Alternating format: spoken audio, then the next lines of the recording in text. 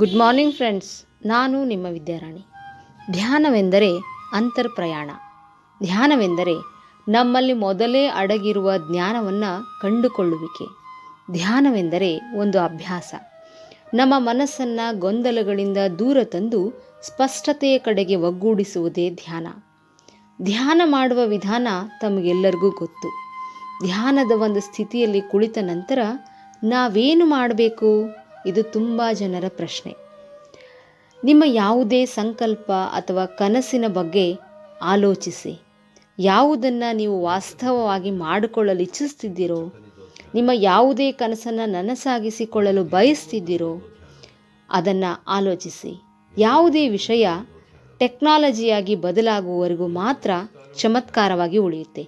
ಇವತ್ತು ನಿಮ್ಮ ಕನಸನ್ನು ನಿಜ ಮಾಡಿಕೊಳ್ಳುವ ಟೆಕ್ನಾಲಜಿಯನ್ನು ಅರಿತುಕೊಳ್ಳಿ.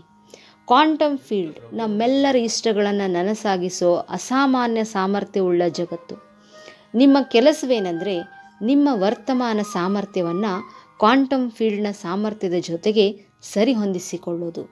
ನೀವು ಆರೋಗ್ಯ, ಸಮೃದ್ಧಿ ಹಾಗೂ ಏಕತ್ವವನ್ನು ಸಾಧಿಸುವ ಎಲ್ಲ ಸಂಭವನೀಯತೆಯನ್ನು ಹೊಂದಿದ್ದೀರಿ. ಇವೆಲ್ಲ ಸಂಭಾವ್ಯಗಳು ಈ ವರ್ತಮಾನದಲ್ಲಿಯೇ ಸಾಧ್ಯ. ಬುದ್ಧಿಯ ಭಾಷೆ ವಿಚಾರ ಆದರೆ ಶರೀರದ ಭಾಷೆ ಭಾವನೆಗಳು. ನಮ್ಮ ವಿಚಾರ ಮತ್ತು ಭಾವನೆಗಳಲ್ಲಿ ಅಪಾರವಾದ ಶಕ್ತಿ ಅಡಗಿದೆ ಫ್ರೆಂಡ್ಸ್. ಎಲ್ಲ ವಿಚಾರ ಎಲೆಕ್ಟ್ರೋಮ್ಯಾಗ್ನೆಟಿಕ್ ರೂಪದಲ್ಲಿ ಈ ಸೃಷ್ಟಿಯಲ್ಲಿ ಸಿಗ್ನಲ್ಸನ್ನು ಕಳಿಸ್ತಾನೆ ಇರುತ್ತೆ. ಅದೇ ಭಾವನೆಗಳು ಕಾಂತೀಯ ಶಕ್ತಿಯ ರೂಪದಲ್ಲಿ ಆ ಎಲ್ಲ ಸಿಗ್ನಲ್ಸ್ಗಳನ್ನು ಆಕರ್ಷಿಸಿಕೊಂಡು ವಾಸ್ತವದಲ್ಲಿ ಘಟಿಸುವಂತೆ ಮಾಡುತ್ತವೆ. ನಿಮ್ಮ ವಿಚಾರ ಹಾಗೂ ಭಾವನೆಗಳಲ್ಲಿ ಬದಲಾವಣೆ ತಂದಾಗ ಕ್ವಾಂಟಮ್ ಫೀಲ್ಡ್ನ ಎಲೆಕ್ಟ್ರೋಮ್ಯಾಗ್ನೆಟಿಕ್ ಫೀಲ್ಡ್ ಮೇಲೆ ಪ್ರಭಾವ ಬೀರುತ್ತೆ. ನಿಮ್ಮ ಶಕ್ತಿ ಕ್ವಾಂಟಮ್ ಫೀಲ್ಡ್ ಶಕ್ತಿಯ ಜೊತೆಗೆ ಮ್ಯಾಚ್ ಆಗುವ ಹಾಗೆ ಮಾಡುವುದೇ ನಿಮ್ಮ ಕೆಲಸ. ಇದೇ ಆ ಟೆಕ್ನಾಲಜಿ. ಆ ಅನುಭವವನ್ನು ಅಟ್ರ್ಯಾಕ್ಟ್ ಮಾಡಿಕೊಳ್ಳುವುದು.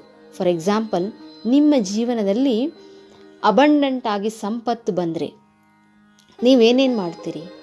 ಆ ಸಂಪತ್ತು ಯಾವುದೇ ಕೆಲಸ ಮಾಡುವ ಸ್ವಾತಂತ್ರ್ಯವನ್ನು ನಿಮಗೆ ತಂದುಕೊಡುತ್ತೆ. ಹಾಗಾಗಿ ನಿಮ್ಮ ಶರೀರಕ್ಕೆ ನೀವು ಕಲಿಸಬೇಕಾದ್ದೇನಪ್ಪ ಅಂತಂದರೆ ಸ್ವತಂತ್ರ ಭಾವದಿಂದ ಹೇಗೆ ಸಂಪತ್ತನ್ನು ಆಕರ್ಷಿಸಬೇಕು ಅನ್ನುವಂಥದ್ದು.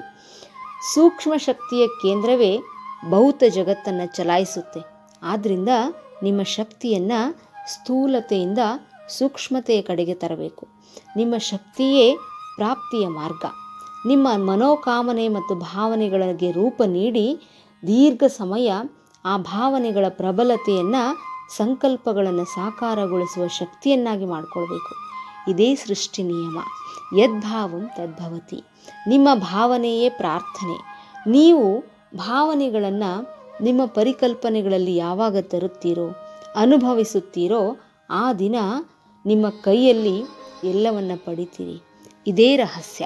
ಕನಸುಗಳನ್ನು ನನಸಾಗಿಸುವುದು ಈ ಕ್ವಾಂಟಮ್ ಫೀಲ್ಡ್ನಲ್ಲಿ ಇರುವಂತಹ ರಹಸ್ಯ. ಇದನ್ನು ಒಂದು ಎಕ್ಸಾಂಪಲ್ ಮೂಲಕ ನಾನು ಹೇಳಲಿಕ್ಕೆ ಇಷ್ಟಪಡ್ತೀನಿ ಫ್ರೆಂಡ್ಸ್. ಈಗ ನಿಮಗೆ ಒಂದು ಕಾರ್ ಬೇಕು. ನೀವು ಆ ಕಾರನ್ನು ಪಡೆದುಕೊಳ್ಳುವಂತಹ ಕನಸನ್ನು ಕಾಣ್ತೀರಿ.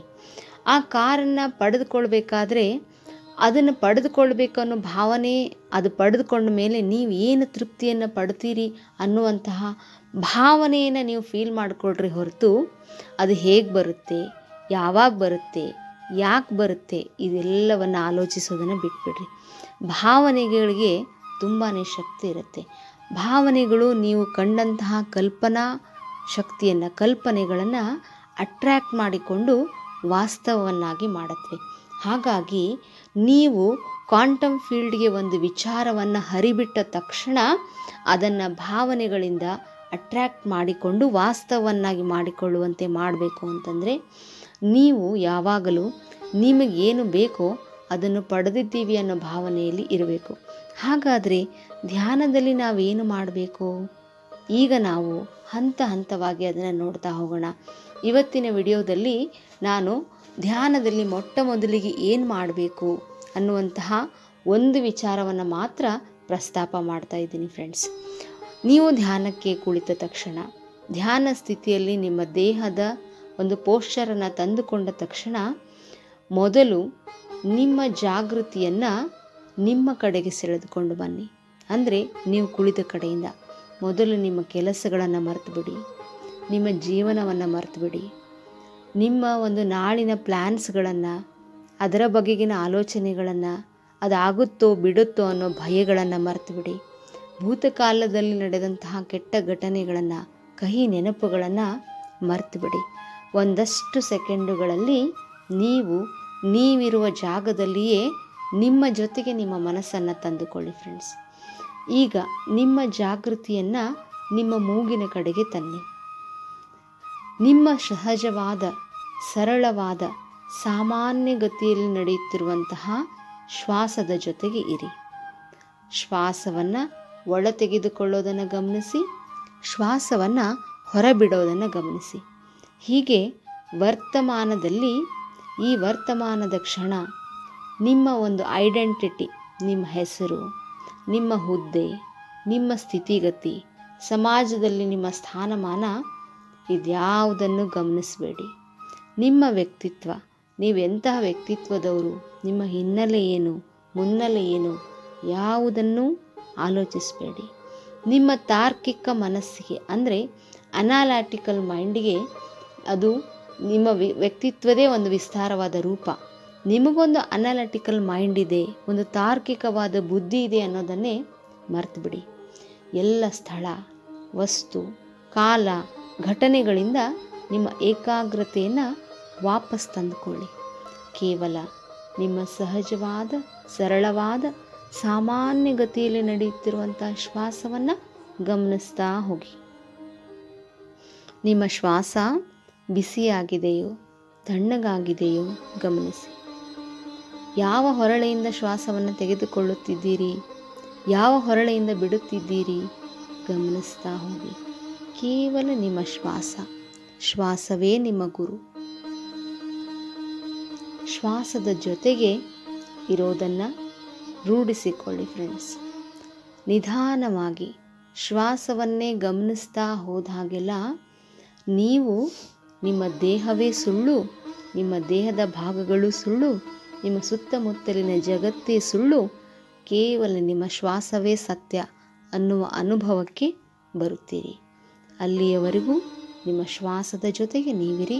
ಶ್ವಾಸವನ್ನು ಗಮನಿಸ್ತಾ ಹೋಗಿ. ಈಗ ನಿಮ್ಮ ಮೆದುಳು, ಅಂದರೆ ನಿಮ್ಮ ಬುದ್ಧಿಮತ್ತೆ ಒಂದು ತಹಬದಿಗೆ ಬರುತ್ತೆ.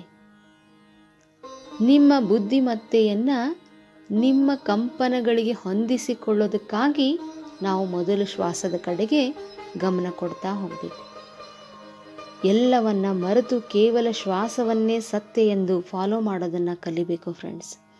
ಇದು ಧ್ಯಾನಕ್ಕೆ ನೀವು ಕುಳಿತ ತಕ್ಷಣ ಕೆಲವು ನಿಮಿಷಗಳ ಕಾಲ, ಕನಿಷ್ಠ 5 ರಿಂದ 10 ನಿಮಿಷಗಳ ಕಾಲ ಈ ಒಂದು ಹಂತವನ್ನು ಫಾಲೋ ಮಾಡ್ತಾ ಹೋದಾಗ ನೀವು ಆಲೋಚನೆಗಳಿಂದ ಮುಕ್ತರಾಗ್ತೀರಿ. ಮನಸ್ಸು ನಿರಾಳವಾಗಿ ಕೇವಲ ನಿಮ್ಮ ಒಂದು ಕಂಟ್ರೋಲ್ನಲ್ಲಿ, ಜೊತೆಗೆ ನಿಮ್ಮ ಒಂದು ಎಲ್ಲ ಆಲೋಚನೆಗಳಿಂದ, ಎಲ್ಲ ಒಂದು ಸುತ್ತಲಿನ ಭಯಗಳಿಂದ ದೂರ ಬಂದು ಮನಸ್ಸು ಏಕತಾನತೆಯನ್ನು ಅನುಭವಿಸೋದಕ್ಕೆ ಶುರು ಮಾಡುತ್ತೆ. ಸೊ ಧ್ಯಾನದಲ್ಲಿ ಕುಳಿತಾಗ ನಾವೇನು ಮಾಡಬೇಕು, ಭಾಗ 1 ನೀವು ಪದೇ ಪದೇ ಪ್ರಾಕ್ಟೀಸ್ ಮಾಡ್ತಾ ಹೋಗಿ ಫ್ರೆಂಡ್ಸ್. ಈ ಭಾಗವನ್ನು ಯಶಸ್ವಿಯಾಗಿ ನೀವು ಮಾಡಲು ಸಿದ್ಧರಾದಾಗ ಮಾತ್ರ ಮುಂದಿನ ಭಾಗದಲ್ಲಿ ಹೇಳಿಕೊಡುವಂತಹ ಟೆಕ್ನಿಕ್ಸನ್ನು ನೀವು ಸಕ್ಸಸ್ಫುಲ್ಲಾಗಿ ಮಾಡಬಲ್ಲಿರಿ. ಫ್ರೆಂಡ್ಸ್, ಇವತ್ತಿನ ಈ ಒಂದು ಮಾಹಿತಿಯನ್ನು ತುಂಬ ನೀಟಾಗಿ ನೀವು ಫಾಲೋ ಮಾಡ್ತಾ ಹೋಗಿ. ಈ ಒಂದು ಮಾಹಿತಿ ನಿಮಗೆ ಇಷ್ಟವಾದಲ್ಲಿ ನನ್ನ ಚಾನಲ್ ಧ್ಯಾನಾಮೃತಕ್ಕೆ ಸಬ್ಸ್ಕ್ರೈಬ್ ಆಗಿ, ಹಾಗೂ ನಿಮ್ಮ ಫ್ರೆಂಡ್ಸ್ ಮತ್ತು ರಿಲೇಟಿವ್ಸ್ಗೆ ಶೇರ್ ಮಾಡಿ. ಈ ವಿಡಿಯೋಗೊಂದು ಲೈಕ್ ಕೊಡಿ. ಈ ಒಂದು ವಿಧಾನವನ್ನು ಇವತ್ತು ಕನಿಷ್ಠ 5 ಬಾರಿಯಾದರೂ ನೀವು ಪ್ರಯತ್ನ ಪಡಬೇಕು. ಹಾಗೂ ಮುಂದಿನ ಭಾಗವನ್ನು ನಾಳೆಯ ಒಂದು ವಿಡಿಯೋದಲ್ಲಿ ಚರ್ಚಿಸೋಣ. Thank you friends. ಶುಭ ದಿನ.